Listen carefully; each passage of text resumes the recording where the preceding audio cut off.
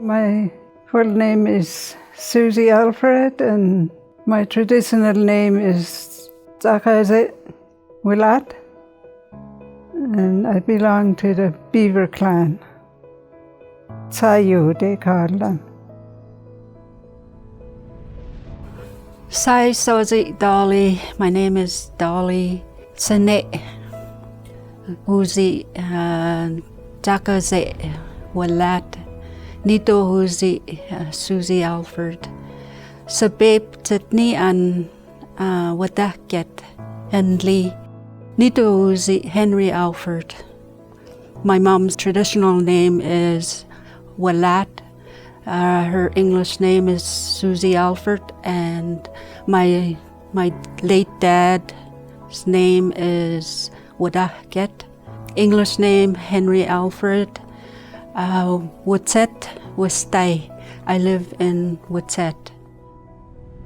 Witsuwit'en is located in the northwestern central of BC, and it's between Prince Rupert and Prince George, and 32 kilometers of Smithers. Witsuwit'en means the river flowing by the community. The river flows, and all of a sudden by our village there's a canyon and it drops down. Witsuwit'en means it's dropping. And that's how we got the name of village Witsuwit'en years ago. It's the name of the river.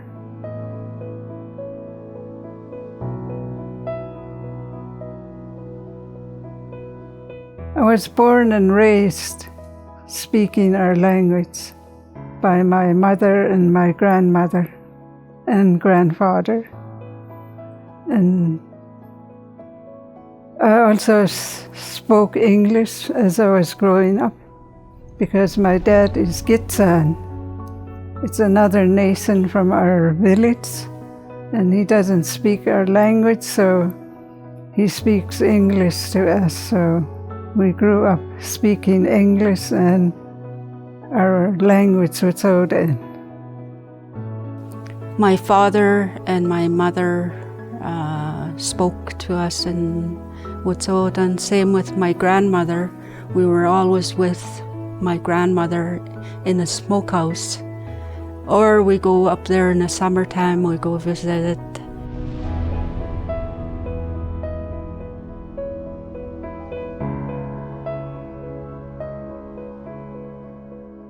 The population of Witsuwit'en is 700 people, and there's about 70 fluent speakers. The total 5,000. Yes. Just they're all living away. Very few at home. And the fluent speakers, we're losing them. We're 1% right now. The fluent speakers, very few. And if we don't revitalize our language, we're going to lose it. And so we're working hard on it, teaching the young ones, especially the little baby ones. Not baby, like 3 years old. Yeah. And then we get to the middle-aged ones and trying to build up, revitalize our language. But I'm hoping the government are gonna provide some funding so we could bring back to life our language. It's huge and we can't be losing it. What happened in the past with the residential school and day school and 60 scoops, they tried to assimilate and try to take our identity away. And I'd like to tell the Canadians that the Witsuwit'en are still here, and we're still speaking our language. We still have our culture and our identity. And although we're at 1%, we have an immersion class, and there's the Witsuwit'en is taught in the daycare and at the elementary school, and I teach the Witsuwit'en in the public school.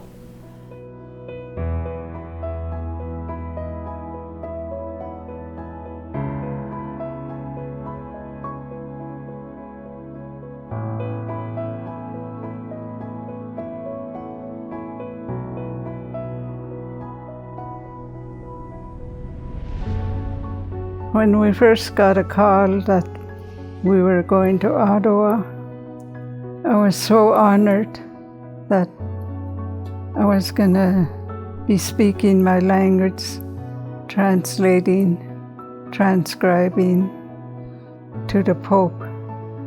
I was so honored because I've never seen the Pope at all, first time ever, and I was very honored. But along the way, it was very difficult. Every once in a while I get very emotional because my mother and my two uncles went to residential school, and they had it very rough, and my mom used to cry about it, how they were treated. And myself, I went to Indian day school, which were the nuns and the priests and the brothers, and they weren't very nice to us, but I still made it to grade 8 in Indian day school. And it's very difficult. I was so honored in a way that I was looking at Pope Francis arriving in Edmonton. We were watching them on a video, and along the way I was thinking about what Mom told me, and I get so emotional. I get choked up, and I held myself. But in a way, overall, I was very honored to be called.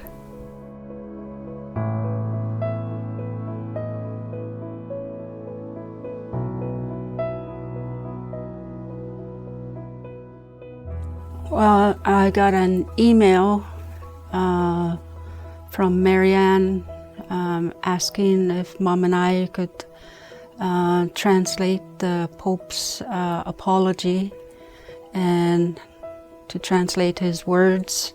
And I was at home, and I was all excited and nervous, because Mom and I we told Marianne that we will be there to represent Witsuwit'en, and yeah, we were just overwhelmed and nervous and excited. It was emotional at times, thinking back to my grandmother going to residential school, and my two uncles and what they had to go through, and my mom going to day school, and also I went to day school. And I was very emotional because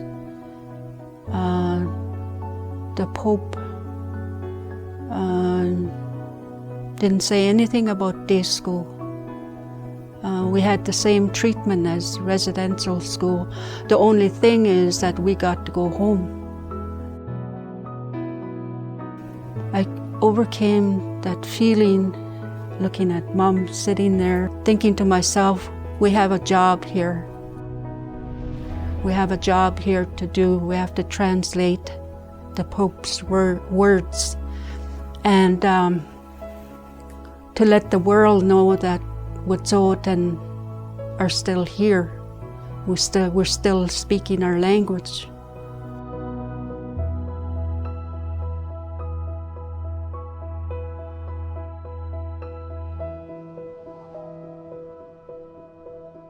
Used to be called Witsuwit'en Wednesday, but I changed it to Witsuwit'en Wiltatsin, and that was like 6 years ago. I teach the phrase or word on Witsuwit'en Wiltatsin and on the social media.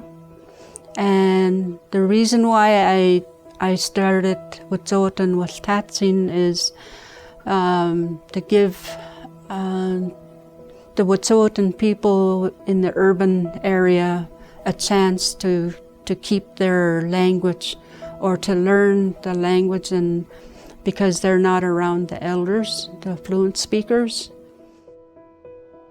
A year ago we launched the dictionary, and this is what the younger people are going to be learning from.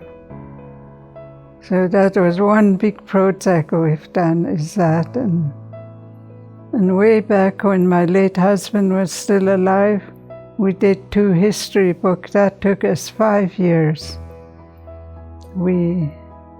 It was the first edition and the second edition of the history book. It's called Notsade'iniaba'aden. It's the work of our ancestors, that's what it means.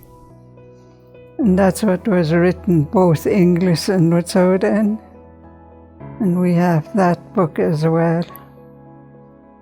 So we've been working hard over the years. It's not like taking 1 month or 1 year. It takes a long time to do it. 'Cause putting the history together, what they all do on the land, on the river, on the lakes,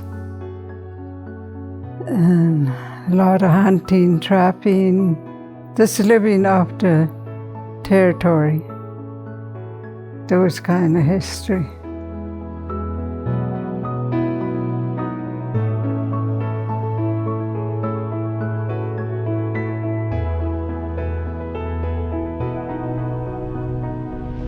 We're Canadians too, but we're First Nation people.